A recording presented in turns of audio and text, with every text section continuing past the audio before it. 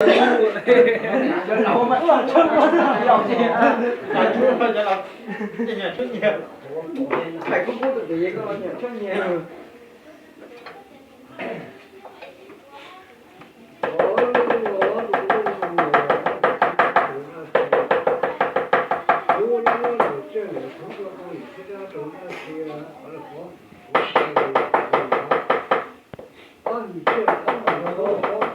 Mà tranh thôi, mà tranh.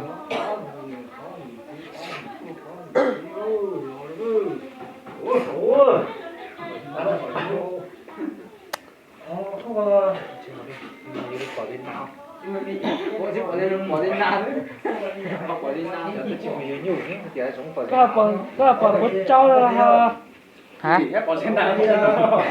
Anh tên dạ bây giờ bọn nó câu ra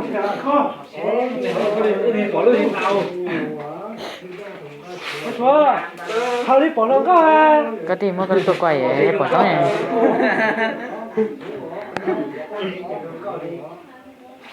Chỉ cả hậu này cho bọn nó rồi.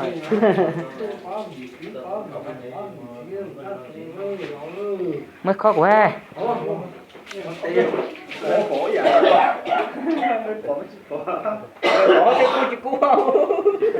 Chỉ chụp ba đấy.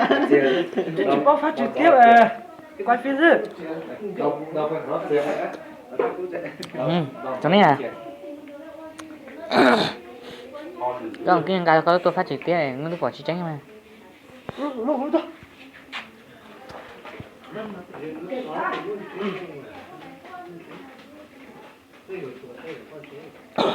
tôi tới tại chỗ đó gì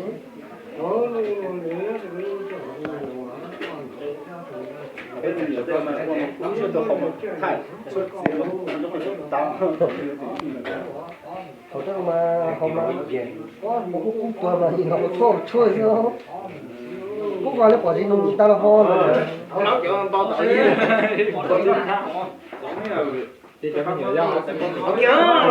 cho treo mới rồi Cho kia đấy.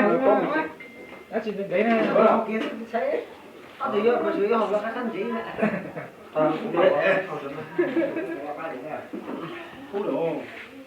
Thua cho khác đi.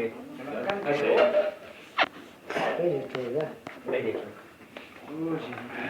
我感觉嘛，好多不比较，我感觉嘛，我们去找人买的话，我们去找人买的，我看到，我感觉我去找人去找干姐啊。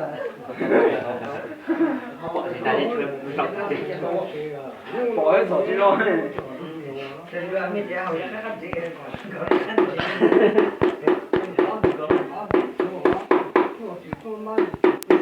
Bây giờ mẹ đã của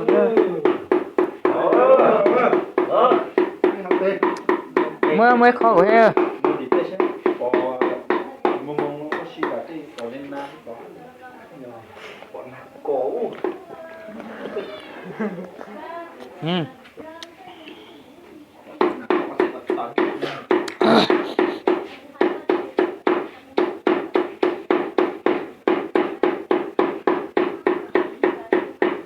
cái chỗ con trái em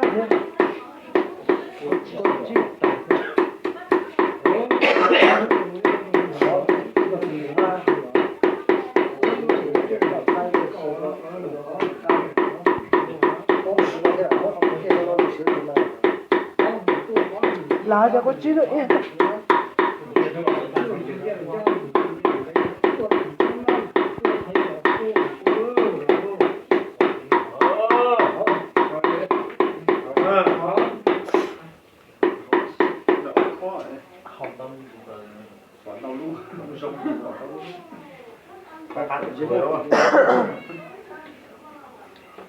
họ đang chỉ phải bỏ trong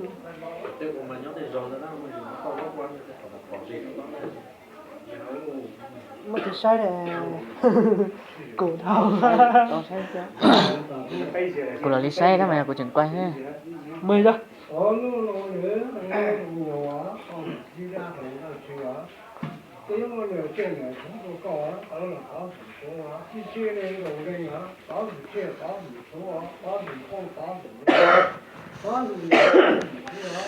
有做经验，家里经验，谁做几多那几多开啊，老公主多了，老喽。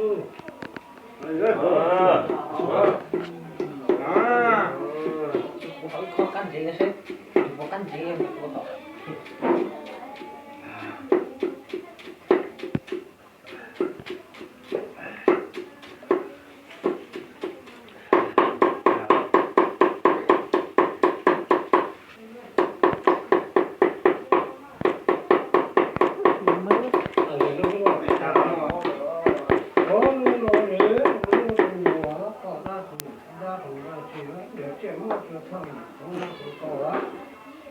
说完了，把米这锅配，把米头，把米豆，把米油啊，把米豆，把米鸡，把米面，把米鸡啊，就做经验家庭就练习，做许多那许多培养了更和徒儿家成功。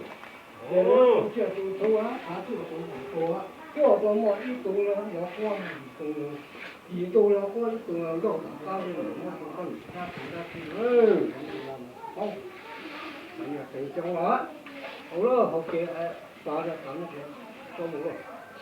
冇考過股氣。打咗啦，等嘅。嘅，我冇咁就快咗啦。